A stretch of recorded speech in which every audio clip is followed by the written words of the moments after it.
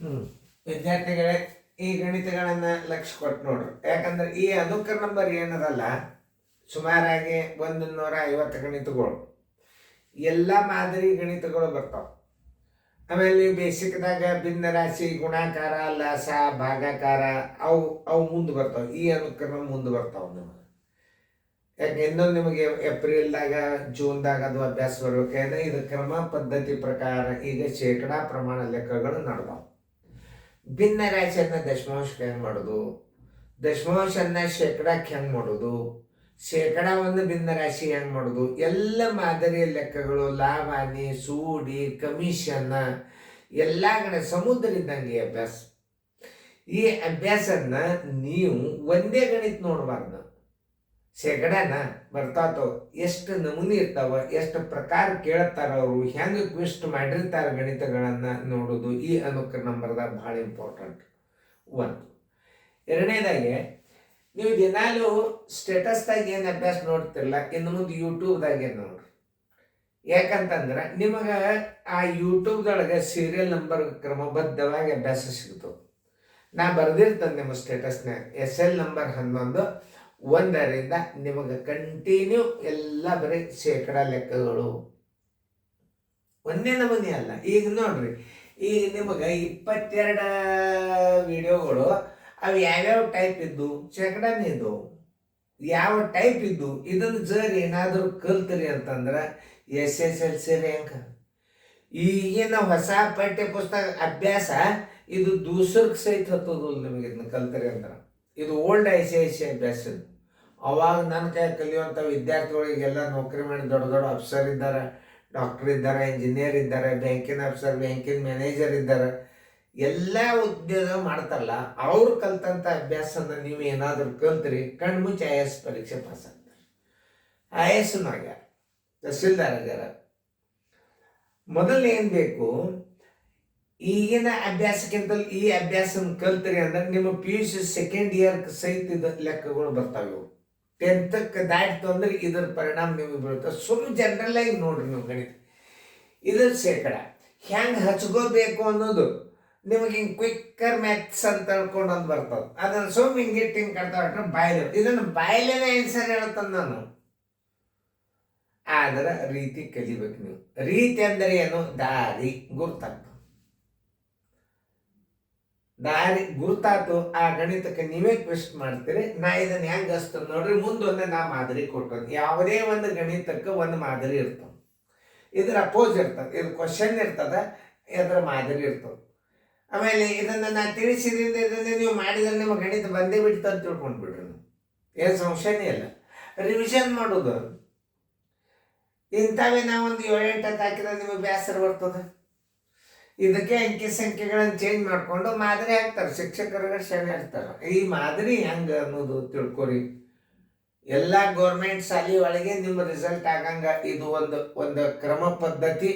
ಇದು ಎಲ್ಲ ನಮ್ಮ ಸರ್ಕಾರಿ ಶಾಲೆ ಶಿಕ್ಷಕರು CET ಪಾಸ್ ಬಂದಂಥ ಹುಲಿಗಳು,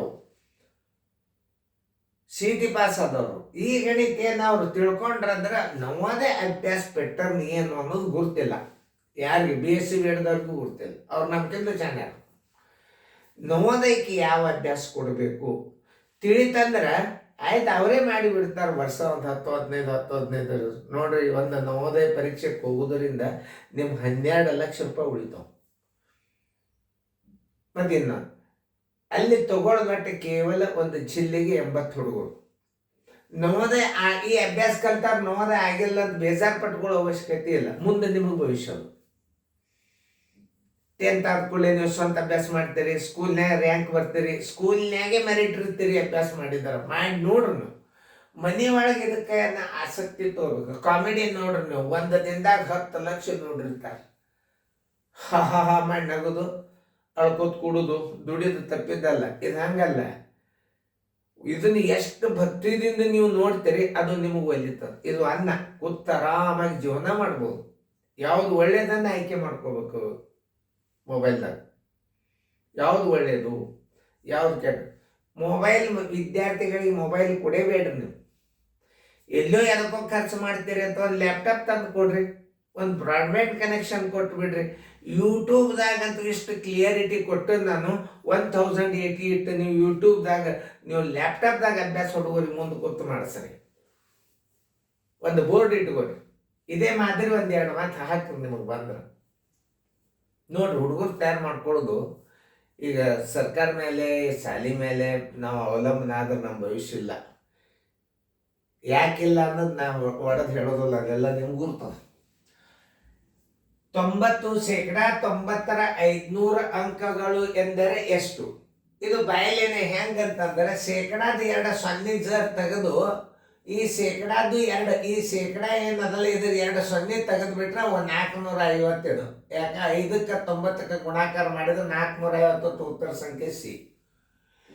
ಇಂಥವು ನಿಮಗೆ ಗಣಿತಗಳನ್ನ ಸರ್ವಸಾಧಾರಣ ಗಣಿತಗಳು ನಿಮಗೊಂದು ನನ್ನ ಅಂದಾಜು ಒಂದು 200 ಗಣಿತಗಳನ್ನು ನಿಮಗೆ ಬಾಯಲೆ ಮಾಡತಕ್ಕಂಥ ಲಾಸ್ಟ್ ಪರೀಕ್ಷೆ ಸಮೀಪ ಬಂದಾಗ ಅವೇ ವಿಡಿಯೋಗಳು ಬರ್ತಿರ್ತಾವೆ. ಪರೀಕ್ಷೆ ಸಮೀಪ ಬಂದಾಗ ಎಲ್ಲ ವಿಡಿಯೋಗಳು ಬರೀ ಬಾಯಲೇನೆ ಹಾಕೋದು. ಯಾಕೆ ಹಾಕ್ತೀರಿ? ಇದನ್ನ ನೀವು ಲಕ್ಷ್ಯ ಕೊಟ್ಟು ನೋಡಿರ್ತೀರಿ. ಇದನ್ನು ಹೆಂಗೆ ಹಚ್ಕೋಬೇಕು ಅನ್ನೋದು ಗೊತ್ತಾಗಬೇಕು. 90ಕ್ಕೆ 100 ಅಲ್ಲ, 100ಕ್ಕೆ 90 ಆದರೆ 100 ಅಂಕ ಅಂತ ತಿಳ್ಕೋಬೇಕು. 100 ಅಂಕಗಳಿಗೆ ಬರೋಬ್ಬರಿ 100 ಅಂಕಗಳಿಗೆ ಬರೋಬ್ಬರಿ 90 ಪಡೆದ ಅಂಕಗಳು 90 ಅಂಕಗಳು. 100 ಮಾರ್ಕಸ್ ಇದ್ದು ಅಂದ್ರೆ ನಾವು 90 ತಗೊಂಡಿರ್ತಾನೆ. ಆ ಪರೀಕ್ಷೆಗೆ 500 ಅಂಕಗಳು ಇದ್ದರೆ 500 ಅಂಕಗಳು ಇದ್ದರೆ ಎಷ್ಟು ತಗೋತಾನ? 500 ಗುಂಡ್ಲೆ 90 ಸರ್ವಸವಾಗಿ 100. ಇವೆರಡು 0 ಅದು ಇವೆರಡು 0. 9 45 450 ಅಂಕಗಳು ಬರೋಬ್ಬರಿ 450 ಅಂಕಗಳು. ಯಾರು ಮಾಡಿರಿ ನೋಡ್ರಪ್ಪ, ಕರೆಕ್ಟ್ ಇದ್ದವ್ರು ನೋಡ್ಕೊರಿ. ಉತ್ತರ ಸಂಖ್ಯೆ ಎಲ್ಲದ ನೋಡ್ರಿ, 450 ಉತ್ತರ ಸಂಖ್ಯೆ ಸಿ. ಸೀದ ಮೇಲೆ ರೌಂಡ್ ಹಾಕಿಬಿಡು. ಪರೀಕ್ಷೆ ಸಮಯ ಬಂದಾಗ OMR ಪೇಪರ್ ಹೆಂಗೆ ತುಂಬುದು ನಾ ಹೇಳ್ತಂದ್ರೆ ಇಲ್ಲಿ ಗಣಿತದಾಗ ತಿಳಿಸೋದು ಬೇಡ, ಹೊಲ್ಸಾಗ್ತದೆ ನಮ್ಮ ಬೋರ್ಡ್. ಅದೇ ಮಾದರಿ ನಾ ಕೊಟ್ಟು ನೀವು ಮಾಡ್ರಿ ನೋಡೋಣ. ನೋಡ್ರಿ ನಿಮಗೆ ಇದನ್ನ ಎಷ್ಟು ಲಕ್ಷ ಕೊಟ್ಟು ನೋಡಿರ್ತೀರಿ ಅದು ನಿಮಗೆ ಬಂದೇ ಬಿಡ್ತದ. ವಿಡಿಯೋ ಆನ್ ಮಾಡ್ಬೇಕು ನೀವು, ಯಾಕಂದ್ರೆ ನಾ ಟೈಮ್ ಮಾಡಲ್ಲ. ನೀವು ಮ್ಯೂಟ್ ಮಾಡಿ ಕೂತು ಬಿಡ್ರಿ, ನೀವು ತೆಗೀರಿ ಮ್ಯೂಟ್. ಓಕೆ ನೋಡಿ, ಇದೇ ಗಣಿತ 100 ಅಂಕಗಳಂತ ತಿಳ್ಕೊಬೇಕು. 100 ಅಂಕಗಳಿಗೆ ಬರೋಬ್ಬರಿ 100 ಅಂಕಗಳಿಗೆ ಬರೋಬ್ಬರಿ 70 ಅಂಕಗಳು.